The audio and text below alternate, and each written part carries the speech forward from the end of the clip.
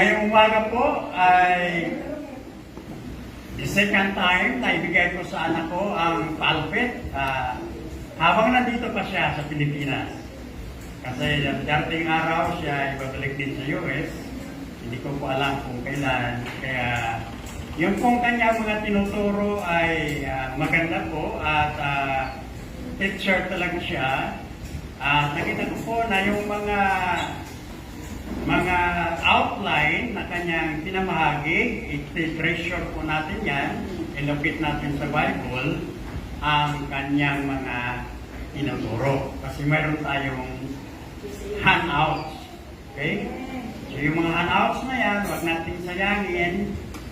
Ako'y naniniwala na ang Holy Spirit ay mangusap sa atin habang pinag-aralan natin yung mga nakasulat sa handouts. Okay, ibigay ko kay Grace ang pulpit.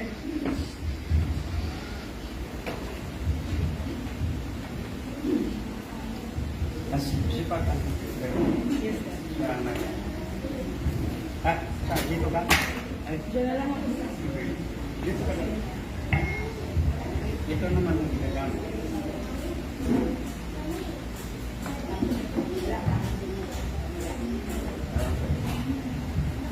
Amen. Kumusta po ang lahat ngayong umagang ito? Kayo po ba'y masaya? Kayo po'y buhay? Check nyo nga yung katabi nyo, baka buhay. Baka buhay naman pala. Amen. So before po tayo mag-start, hinihan ko po tayong lahat ay yumuko. Tayo po ay manalangin. Ayan. Hallelujah. Hallelujah. Salamat Panginoon sa umaga nito na ibigay sa amin. Lord, thank you po for this opportunity, Lord, to speak your word. It is such an honor, Lord, na maging daluyan, Panginoon, ng inyong salita, ng inyong pagpapala, Lord God. Salamat, Panginoon, that give us wisdom, knowledge, and understanding sa aming pong pag-aaralan ngayong umagang ito. Nawa po yung aming itong maintindihan upang ituro din, Lord, sa aming pamilya, sa aming mga kaibigan, upang ipalaganap, Lord God, ang inyong salita. Salamat, Lord. In Jesus' mighty name we pray. Amen. Ayan. Hallelujah. So before I start po, I hope lahat po tayo ay nakakuha ng outline. Ayan. Kulang po ba? Lahat po ba meron ng outline? Kulang? Sige, ito po meron pa po dito. Pinasobrahan na po natin. So, bigay po natin itong mga to. At maganda po ay yan. Masusundan niyo po ito. Ito po yung magagamit niyo po sa bahay ninyo. Dito po tayo titingin sa slides natin for today. Pero kung sa tingin niyo po, magagamit niyo po ito upang i-share po yung gospel sa family ninyo. Yan kung gusto niyo rin pong magturo one day. Kasi lahat po tayo ay tinawag ng Diyos upang i-preach po ang kanyang salita. Amen? Amen. Huwag po tayong mahiya na, ay, hindi naman ako nagtapos ng Bible school. Ay, ano lang yan, trabaho lang yan nila pastor. Kaya nga sila pastor. No. According po sa salita ng Diyos, tayo pong lahat ay tinawag. We have the Great Commission. Aware po ba tayo sa Great Commission? Amen. So, lahat po tayo ay hahayo.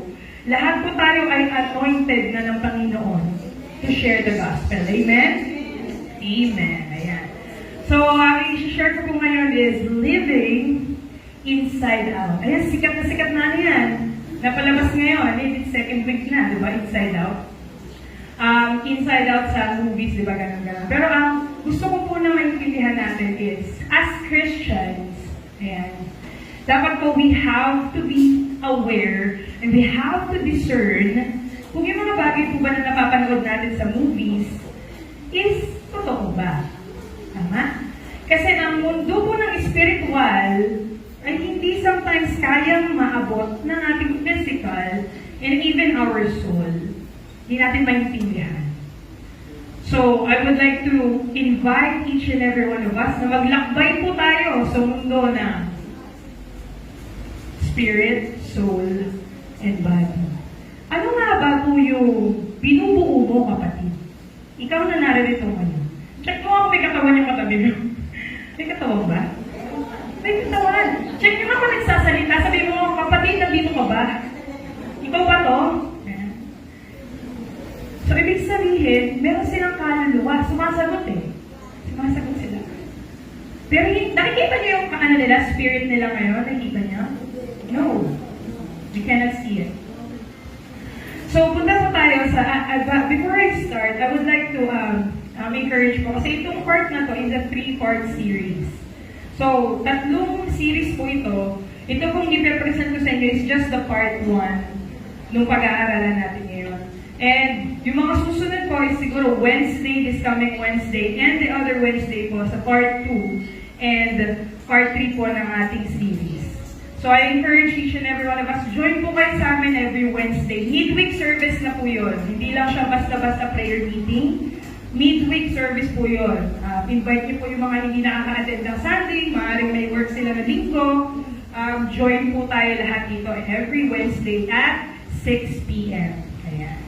So, living inside out. Sabi po dito sa 1 Thessalonians 5:23, now may the God of peace Himself sanctify you completely, and may your whole, sabay-sabay nga po natin basahin itong mga naka-bold letters, and may your whole spirit and soul and body be kept blameless at the coming of our Lord Jesus Christ.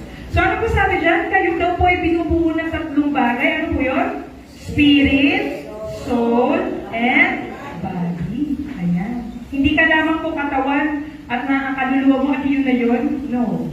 You have spirit inside of you, kapatid.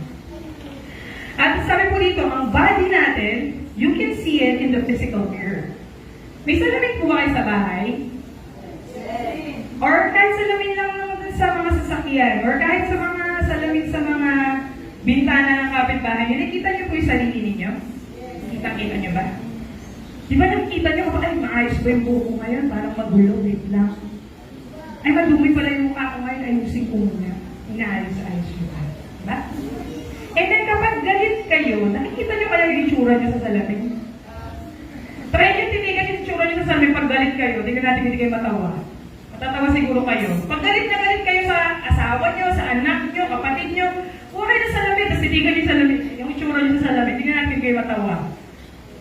Kita-kita nyo yung itsura ninyo kapag kayo'y galit. Tama? Kapag kayo'y masaya. Kapag kayo'y malungkot. Yung iba kayo nagmo-moment pa, may kinukuha pa nila yung itsura nila pag umiiyak-iyak sila, di ba? Kita-kita nila yung emotions nila. That is the part of you which is the soul. Sabi dito, soul, right now, you are speaking to me, hinakausap ko kayo, I am speaking to your soul. You are speaking to my soul right now. Kasi kung wala na akong kaluluwa, nasa kabao na, hindi ka na makakausap. Na-try nyo na kumausap ng patay.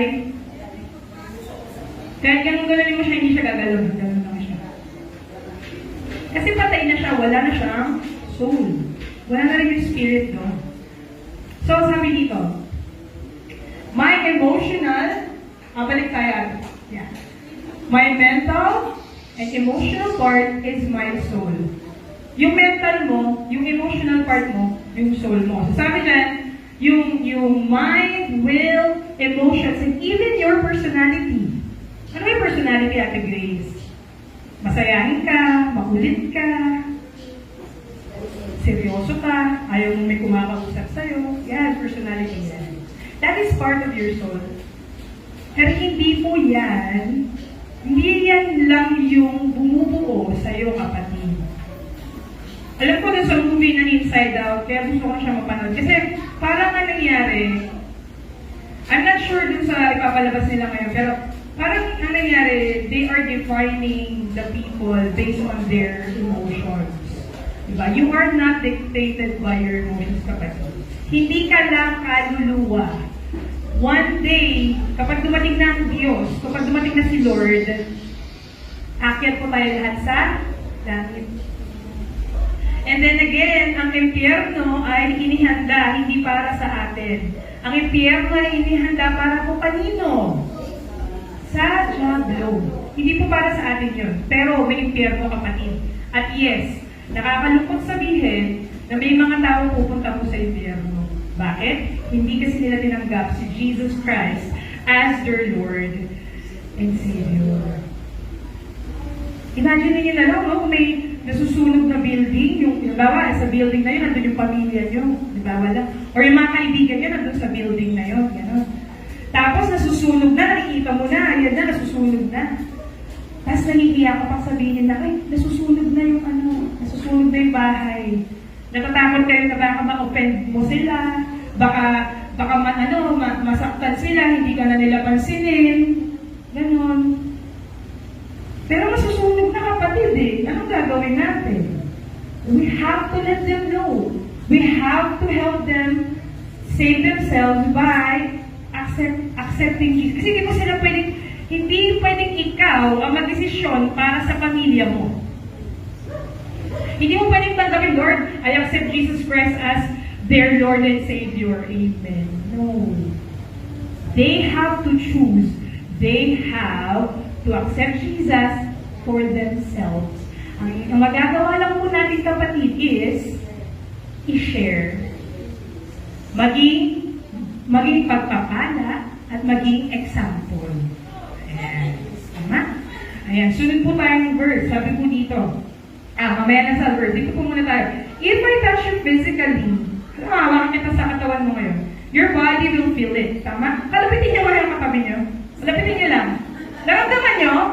Naramdaman ko may kulot sa akin. Katabi niyo yun. Huwag kayong walang multo dito. May kumalapit sa inyo. Tama? Naramdaman niyo. Also, but I can also touch your emotional part through words. Sabi niya sa katabi niyo, ang ganda mo naman, ang pogi mo naman ngayon. Sige nga. Natuwa kayo? Gusto niyo yun? Gusto niyo yun? Ay, talaga ba naman? Gusto nila yun. Okay. Eh, diba? Ang sarap sa feeling. Because you can touch the physical body and you can touch the emotional part of a person. But you cannot touch the spirit. Amen? The body and soul are the two areas that every one of us are in touch with constantly. Ano ibig sabihin ng English na yun? Marunong pa nag-English, di ba?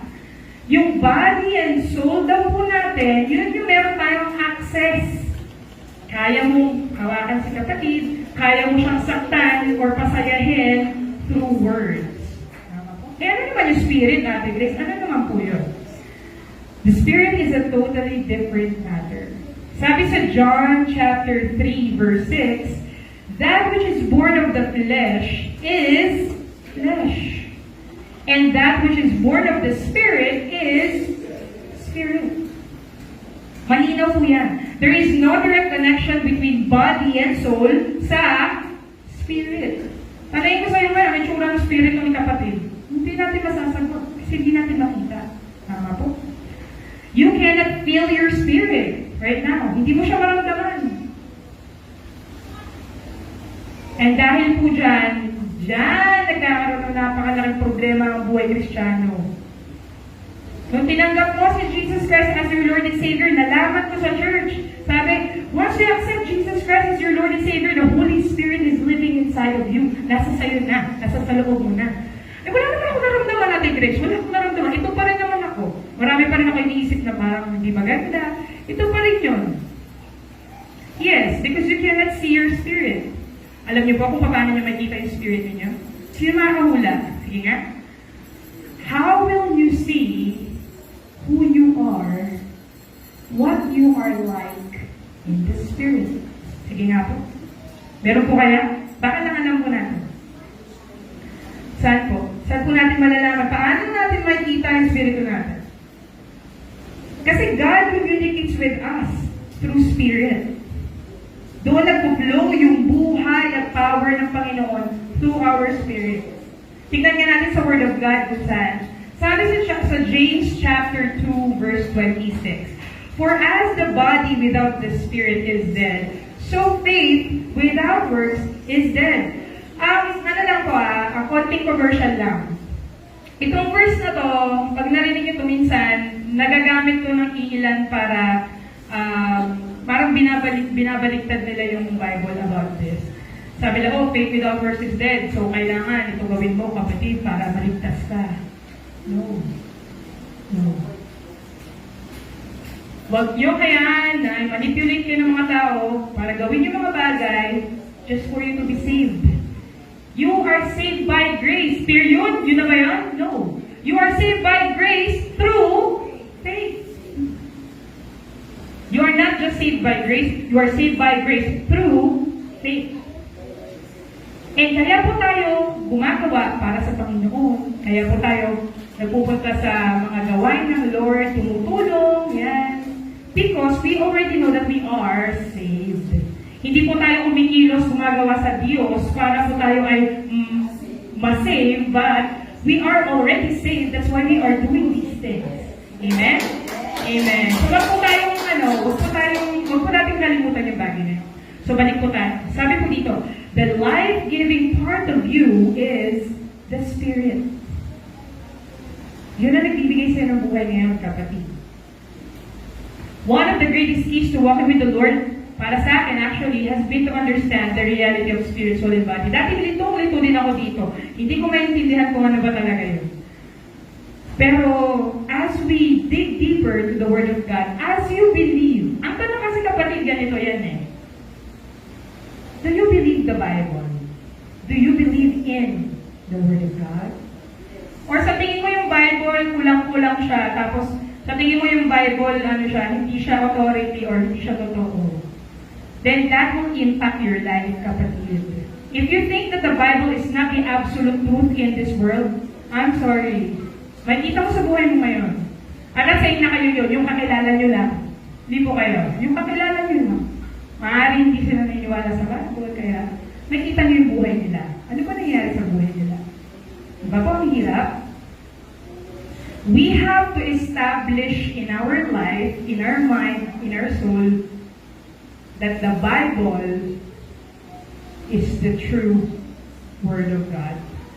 This is the absolute truth. Sabi po ni Pastor kanina sa ating online service, kung may mga batas sa mundong to, at nasa mga attorney natin ngayon, sa mga lawyer, ito po batas ng Diyos, nandito po. Hindi lang to batas, kapatid. Lahat ng pangako ng Diyos ay naririto para sa iyo. Hindi lang para sa iyo, para sa mga anak mo, sa mga apo mo, sa mga susunod pang henerasyon na manggagaling sa iyo. And if you do not believe the Word of God, kapatid, I encourage you. Maniwala ka sa Panginoon. Panoorin mo ang buhay mo kung paano magbabago. Panoorin mo yung pamilya mo kung paano magbabago yung buhay nila. Panoorin mo yung mga anak mo kung paano sila lalaki na may takot sa Diyos. Amen? Napakabuti po ng Panginoon. Sabi po sa John 6:63. Sino po nagkasalita dito? Tandaan po natin kapag nakita natin sa King James, ano ba kasi King James yata yung may red letters? Or siguro may iba ring version ng Bible, I'm not sure. Correct me if I'm wrong.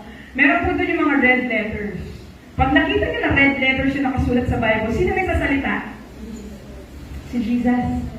Bigyan pansin po natin yun palagi pag si Jesus yung nagsasalita. I'm not saying to ignore everything, but mas lalo pa natin bigyan pansin pag si Jesus na po yung nagsasalita. Ang sabi niya po dito is, it is the Spirit who gives life. The flesh profits nothing. The words that I speak to you are spirit, and they are life. The Word of God. Jesus is the Word. Jesus is life. Kapatid. Ang hirap, parang kasi kapag tumalong tayo sa, kung i-explain ko sa inyo isa-isa, pero gusto ko lang kung i-explain, gusto ko sabihin sa inyo na, Jesus Christ is the Word. Word of God. Jesus Christ is the Word. Tandaan niyo po yan. And the Word of God is life because Jesus is life. Amen? Nire-reveal po ng verse natin ito na meron po tayong spiritual reality. Hindi ka lang po tao. I'm just a human. Only a human. Ay, talaga naman. Taong-tao lang talaga siya. Ano pa? I'm just human. Puro ganun. Kapatid, you are composed of three parts. Spirit, soul, and body. You can only feel your soul and your body. But who are you in the Spirit? One part of your being is wall-to-wall Holy Ghost. Yan ang lagi namin sinasabi sa school. The Holy Spirit lives in you. Hindi ka tao lang. Yes, tao ka ngayon sa physical mo. Pero yung inside of you lives the Holy Spirit. Di ba we are worshiping, we believe in a triune God. Ano nga po yung sa triune God? God the Father, God the Son, and God the Holy Spirit. The Holy Spirit is living in you, kapatid. Sabi mo, tao ka lang. Hindi ko kaya mapagtagumpayan ang mga problema nito. Tao lang. Makasalanan lang ako. You forgot who you are in Christ? Statistics says, according to Christian families and Christian studies, na kapag pala alam mo kung sino ka in Christ, ang hirap magkasala. If you know who you are in Christ, parang iisipin mo muna na, ay wait na, I am 1/3 of me, nasa akin ang Holy Spirit. Parang hirap na, parang mag-ooperate ka based on who you are in your spirit. Versus kung hindi mo alam kung sino ka. Ito yung nararamdaman ko, so ito ako. Ito yung nararamdaman ko, ito yung naiisip ko, so ito ako. I-define ka pa ng mga tao sa paligid mo.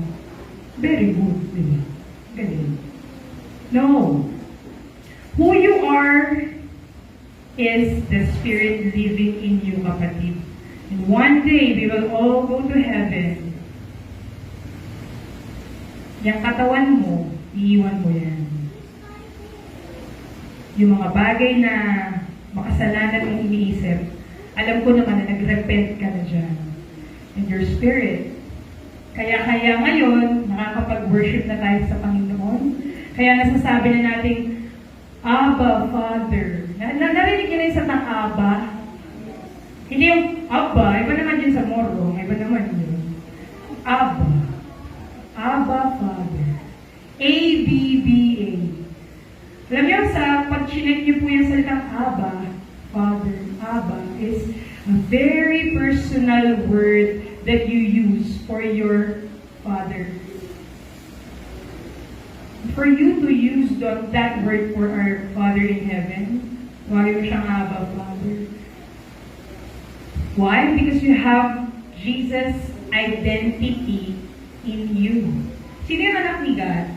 Jesus Christ. And once you accept Jesus Christ as your Lord and Savior, He will live inside of you. God will see you now as righteous because of Jesus Christ. Not because of what you do. Not because of the things that you say or do. But I'm not saying na kailangan mo nang magkasala. Ay, okay lang pala magkasala kasi Jesus sees me naman pala like Jesus. Ay, God sees me naman pala like Jesus. No, kapatid. There will be a time kung patuloy ka pa rin nagkakasala at alam mo na ang katotohanan. Nasa Bible po yan. Darating ang panahon that you will renounce your faith. Wala na po there's no turning back. Sa tingin nyo, kapag nalumihan kayo ng putik ng kasalanan, hindi kayo itutulak ni Satan para maglublob at mag-swimming sa putikan? Once you start to look at the things, to hear the things na alam mo hindi ka aya-aya sa Diyos, unti-unti ka na yan. Again, hindi si God ha, hindi si God na nagbibigay sa'yo ng pagsubok, ang Diablo. Once na pinakinggan mo, nanood ka, panay ka pa swipe pa tayo. Swipe pa natin, check pa natin. The enemy will use that as a tool para pumasok sa buhay po ninyo. Tapos sasabihin mo, inalaw ng Lord, inalaw ng Diyos to sa buhay ko. Sino ba nag-open ng door for the devil to enter your family, to enter your life? Hindi po ba tayo din? Tayo din po. So, once na, alam niyo po, imposible hindi nyo ito malalaman na alam mong natatempt ka na, alam mo na alam mo talagang mali, pero parang masarap lumawi sa kasalanan Kasi exciting, kasi bawal. Yan ang mga tao. Pag sinabing bawal talaga, bawal tumawid dito, doon po talaga tatawid. Ayan. May namatay na dito, ay talaga namang kapasipan ko siya, hindi ako mamamatay dito, talagang tatawid ako. Bawal tumawid dito, may namatay na. Talagang nakapagpatintero pa sa mga Ganun po ang nature ng tao. Pag hindi talaga, alam mo yun, nare-renew ang mind. Kasi namin, huwag na pong tumawid. Huwag na po tayong tumawid. Ano po? Hindi yung katapatintero. Tapos, nasagasa, inalaw ni Lord. Ayan, inalaw na naman ni Lord. Talaga ba? Naglagay pa nga si Lord ng ano, bawal tumawid dito eh. Siya ba tumawid? Si Lord ba? Tinapihan ka ba, tapos tumawid ka? No! Nagdesisyon ka, kapatid. Tumawid ka mag-isa mo. You have a choice. You have a choice, kapatid. Pornography. Yan, ang hirap ang topic yan. Daming ganyan sa TikTok, social media, porn. Kapatid, addiction to porn will destroy you. Not just you, but your family, and it will destroy your soul. Instead na manood ka ng mga bagay na yun, why not encourage yourself in the Lord? Meditate on the Word. Makinig ka. Saan ako masisimula natin, Grace? Adik ako sa porn eh. Adik ako. Yan. Saan ka magsisimula? Saan ako magsisimula? Repent. Repent, kapatid. Talikuran mo yun. Repent from those things. Anong sunod? Talk to the Lord. Lord, patawarin mo ako. You know kung ano yung tama. Sugal. Ayan. Sugal. Paano ko titigil, Ate Grace? Repent. Ano pa? Renounce. If narinig ng tenga nyo yung sinasabi ng bibig nyo, maniniwala kayo. Ayoko sabihin sa tampustahan tayo kasi sugal na naman yun, di ba? Believe me, yun na lang. Believe me. Pag narinig ng tenga ninyo, yung sinasabi ninyo, maniniwala kayo. Alam niyo ba bakit hindi ka naniniwala sa sinasabi mo? Kasi, yung mga sinasabi mo is careless. O sige ka, mamamatay ka dyan, mamamatay ka dyan. Guys, words are very powerful. Those are part of your soul. Yung mga bagay na sinasabi mo, na reckless. So always remember po, you can repent from your sins and you can renounce those sins.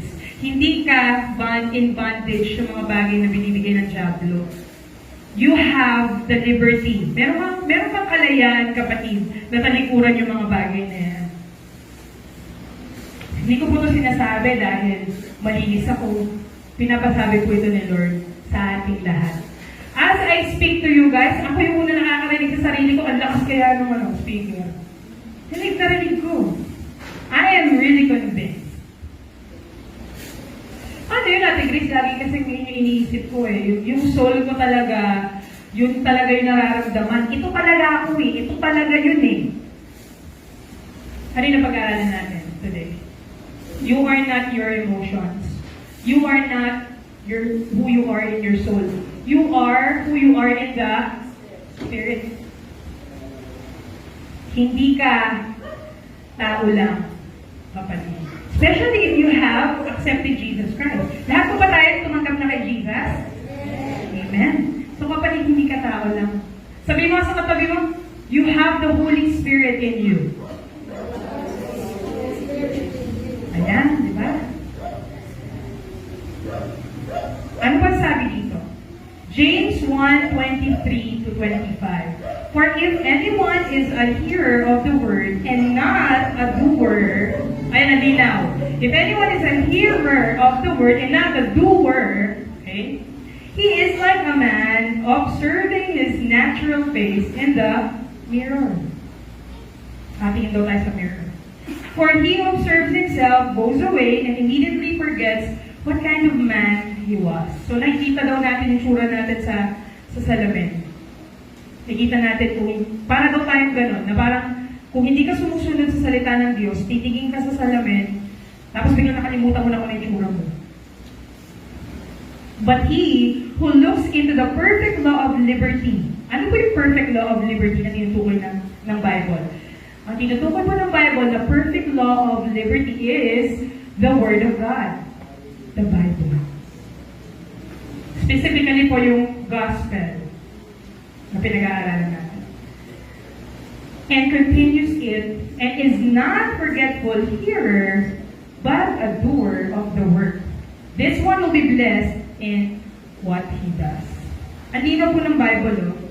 Sabi, ang Bible daw po ang ating spiritual mirror. So yung tanong ko po kanina, sabi ko, so paano mo makikita yung spirit mo? Paano ko makikita yung spirit ko, Ate Grace? Paano po?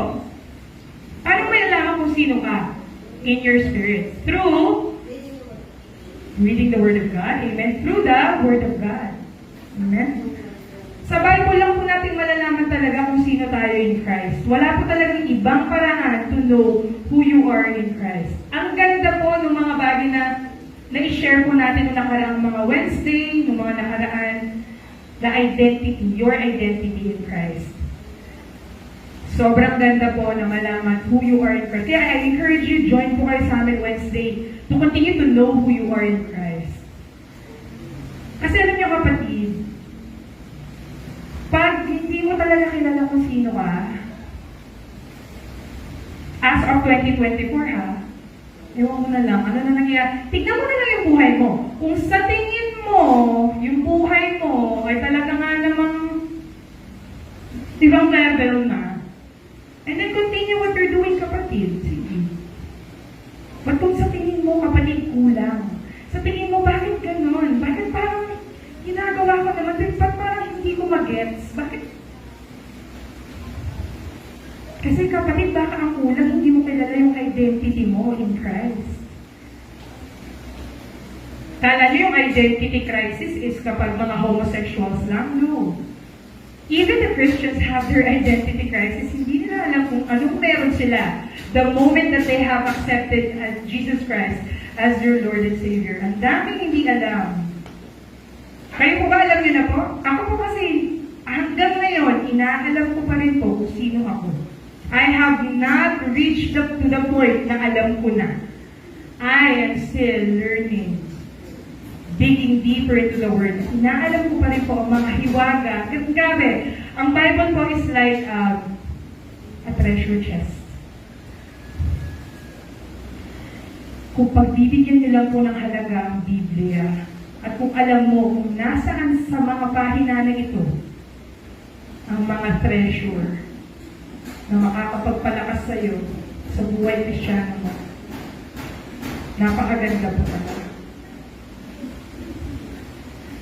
Sabi po dito, ang natural mirror po, you see your physical body and your face.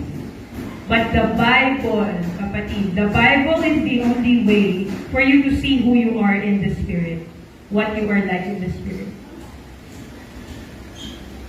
Ito yung nararamdaman ko, Ate Grace, talagang mahal ko siya. Mali nga, kapatid, hindi talaga mahal ko siya. May asawa na mahal ko pa rin talaga siya.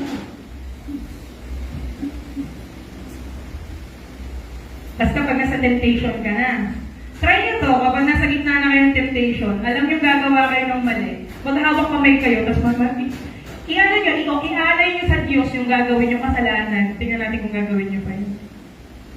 Try nyo lang. Try nyo lang. Bago kayo manood ng porn, ialay nyo sa Lord. Lord, iniaalay ko sa iyo mga kasamang ito. Tingnan natin kung may iaalay nyo pa yun sa Lord. Alam niyo kapatid, I am not trying to pinpoint anyone here. I am talking to myself as well. Ang unang tinamaan po dito ay ako, habang inaalam ko ang Word of God. At nais ko po kayong mapalaya din, tulad ng pagpapalaya ng Panginoon sa buhay ko. Akala niyo po, alam niyo na lahat sa mundo? Sige po, talaga nga naman. I'm so happy for you. Pero I encourage po ang bawat sa atin na hindi tayo darating sa point na alam mo na lahat. Kasi kung alam mo na lahat, kapatid, ang pangit na term, ayoko sabihin. Huwag na, kalimutan na natin yun. Hindi pa natin alam ang lahat. have to know who God is sa buhay natin. Kailangan malaman natin. Nung nag-aaral kami ng identity in Christ nung Wednesday, isa po sa mga topics na na-touch namin is tungkol sa mga multo-multo na yan. Yan. Yung mga mangkukulam na yan. Yan. Sakot na sakot tayo dyan, di ba dati? Yung mga talagang namang babarang yan, mga multong aswang, yan.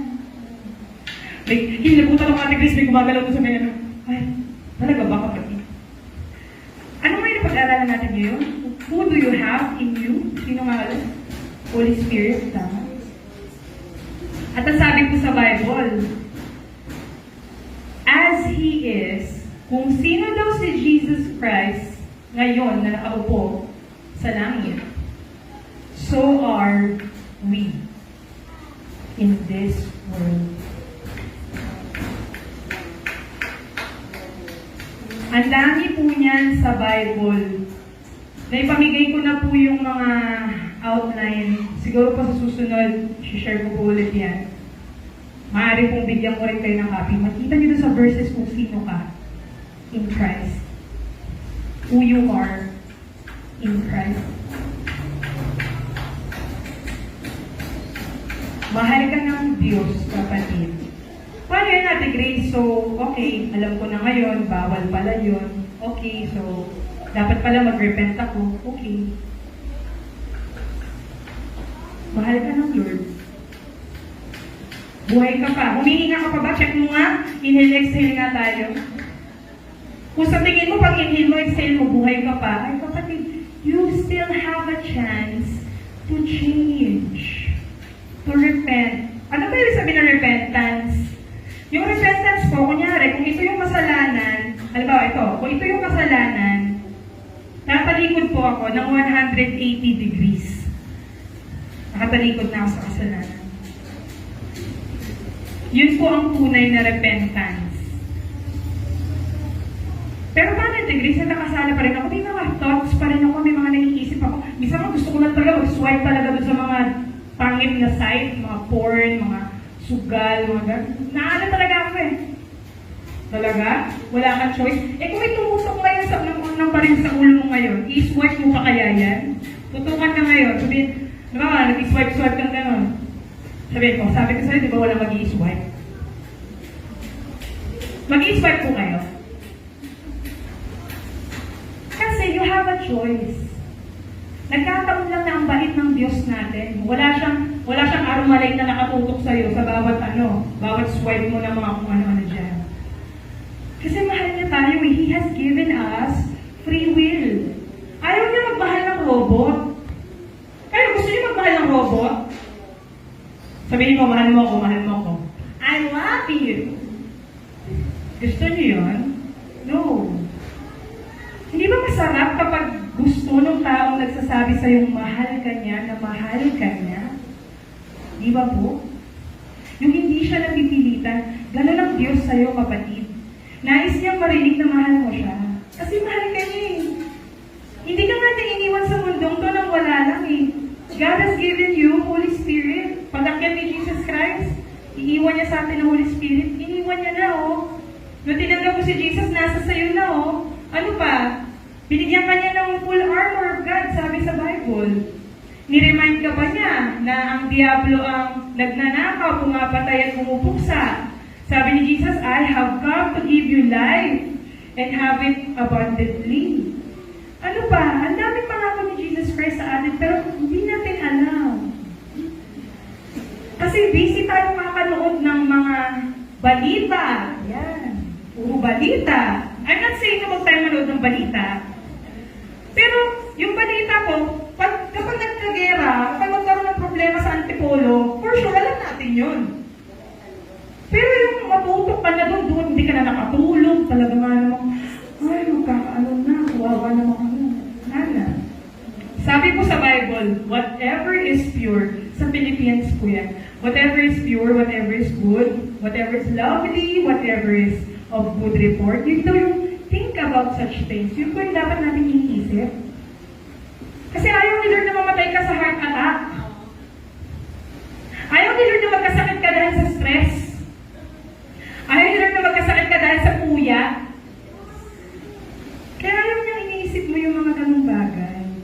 Nais ng Diyos na mamuhay ka in your fullest spirit, soul, and body ng maayos sa harapan ng Diyos. Amen? Ito po yung last na slide natin. Sabi dito, you cannot go by how you feel to define who and what you are in the Spirit. Hindi po talaga. Kahit ano i-try nyo. Parang nararamdaman ko, parang malabo na yung spirit ko ngayon. Hindi ba talaga ito ngayon? Parang okay na po. Hindi po talaga. The only way for you to find out is through the Word of God. Wala po ibang paraan, kapatid. And I assure you, kahit ngayon, na nakaupo ka ngayon, dyan sa kinaupuan mo ngayon, kahit kanina, ang dami mong problema, nagkasala ka, and all, I'm telling you, who you are in Christ right now. Hindi mo alam kung ano yung meron ka. Para kang may superpowers na you are just, di mo alam. Di mo alam na. Kapag pala may pinalalangin ka, gagaling pala yun. Kapag pala yung mga multo-multo na yan, sinabihan mo, lumayas ka sa pangalan ni Jesus. Out, leave, in Jesus' name. Maglalayasan sila. Kapag pala naglakad ka sa lugar kung saan punong-puno ng mga mangkukulam, lahat pala sila ay hindi ka kayang hawakan. Because of the Holy Spirit living in you. That's who you are. Ang dami pa pong verses. Hindi ko na maisa-isa. You have the power to raise the dead. Bigyan mo yan? Mga taong patay na, kaya buhay. Hindi tayo kulto, kapatid. Si Jesus nagsabi nun. Si Jesus po. We have been given such power, and if you do not know who you are in your spirit, yun po ang mangyayari. Hindi natin alam. I would like to remind you, kapatid, na you are more than a conqueror. Marami akong problema, Ate Grace. Hindi ko na nga alam kung saan ako kukuha ng pambayad eh.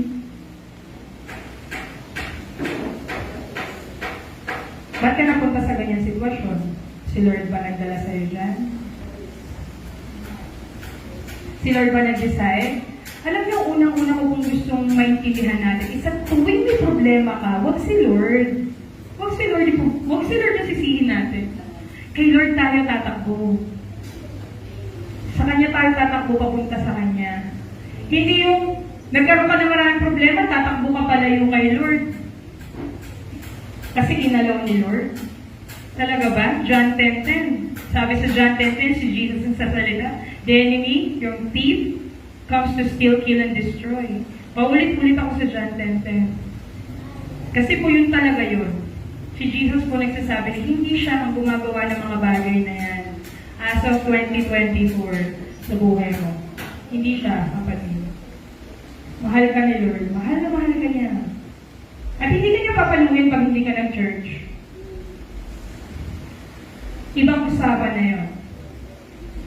Ibang usapan na yun. Ikaw na at si Lord ang bahala kung bakit yun na nangyari, and no one has the right to judge you. Alam ng Panginoon na pinagdadaanan mo, pero hindi ibig sabihin na si Lord ang pumapalo sa'yo. Si Lord, wala siyang ginawa kundi pagpalain ka. Every good thing, every good and perfect gift comes from above. Hindi galing sa Lord ang mga problema mo. Kaya kung may problema ka, kapatid, mag-repent ka una. Lord, patawarin mo ako sa aking kasalanan. Ano yung mahal na mahal tayong Lord? Alam yung prodigal son, yung story na yun? Ganun ang Diyos. Ganun ang Diyos natin. Yung makita lang ni Lord na nakatalikod ka sa Kanya, tapos parang naisip mo na umuwi, parang ay, hindi na kaya ako. Siya na yung unang-unang tatakbo ka palapit sa iyo, kapatid. Kasi mahal na mahal ka niya. Mahal na mahal ka niya. Sobra. Hindi kanya iniwanan ng talunan sa mundo. Kung binigyan ka pa niya ng Holy Spirit, binigyan ka pa niya ng authority, binigyan ka pa niya ng identity. Yun po yung gusto ko maintindihan natin na ang Spirit ay ang bagay, yung part ng pagkatao natin na hindi natin alam. At malalaman natin kung sino tayo in the Spirit through the Word of God.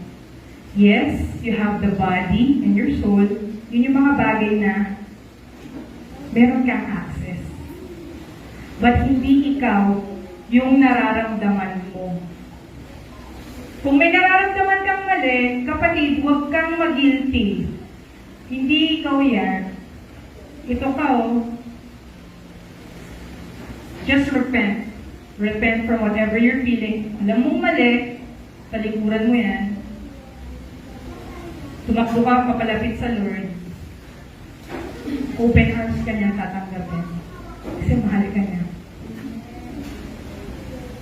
Mahal niyo ba si Lord? Mahal niyo ba yung pamilya niyo? Sa tingin niyo, mas mahal niyo yung pamilya niyo kaysa sa pagmamahal na meron si Lord sa kanila? Kasi minsan iniisip natin, feeling ko mas mahal ko yung nanay ko kaysa sa si Lord mahal yung nanay ko. Minsan ay ganun yung pag-iisip. Pero alam niyo kapatid, kung mahal niyo yung anak niyo, kung mahal niyo yung nanay niyo, kung mahal niyo yung tatay niyo, mas mahal ni Lord yung pamilya niyo. Mas mahal ka ni Lord. So I encourage each and every one of us na lumapit tayo sa Panginoon. There will be a judgment. Hindi ko sinasabi na walang judgment. Ayoko kayong takutin. There is a judgment. At paano kung sa paggawa mo ng kasalanan ngayong 2024 namatay ka? Hindi ka nag-repent. Kaya ang importante ka Panginoon yung sanctification na tinutukoy nito yung you are doing your best to know who you are in Christ. That is the only responsibility na meron tayo. Hindi mo kayang iligtas ang sarili mo. Your only responsibility is to know who you are in Christ. To be like Jesus Christ in this world. Hindi ko kaya, Grace. Tao lang ako eh. Tao lang ako. Hindi ka tao lang. You have a choice. Pag alam mong mali, gagawin pa ba natin? Pag sinabi mo huwag tumawid, may namatay na, tatawid ba? Pag may mga multong tumadaan, matatakot ba? No. Because you know now who you are in Christ. May natutunan po ba tayo ngayong umaga ito? Alam niyo na po ba kung sino kayo? Kilala niyo na po ba kung sino yung nakatira sa loob ng katawan niyo? Kilala niyo na po? The Holy Spirit lives inside of you. At kung sa tingin mo gusto mong magkasala ngayon, it is your choice. May choice ka, kapatid. Wala namang makakakita sa iyo eh. Wala namang nakakakita ng heart mo eh. Only you and God. But there will be a time, there is a judgment day. And only the Lord knows kung ano yung laman ng puso natin. But I encourage you again, mahal ka ng Diyos, mahal ka ni Lord. At huwag po tayong tatakbo palayo kay Lord. At kung hindi niyo po alam kung paano magsimulang muli, tutulungan po namin kayo. We are willing. Kausapin niyo po kami. Punta po kayo sa ating prayer meeting. Magpanalangin po tayo. Hindi po kayo nag-iisa sa mundong to, kapatid. Kaya po tayo may mga kapatiran, we are here to pray for you. We are here to support you. Hindi ka po nag-iisa. Nag-iisa lang ako. Wala na akong ano. No, andito kami. Mahal ka namin.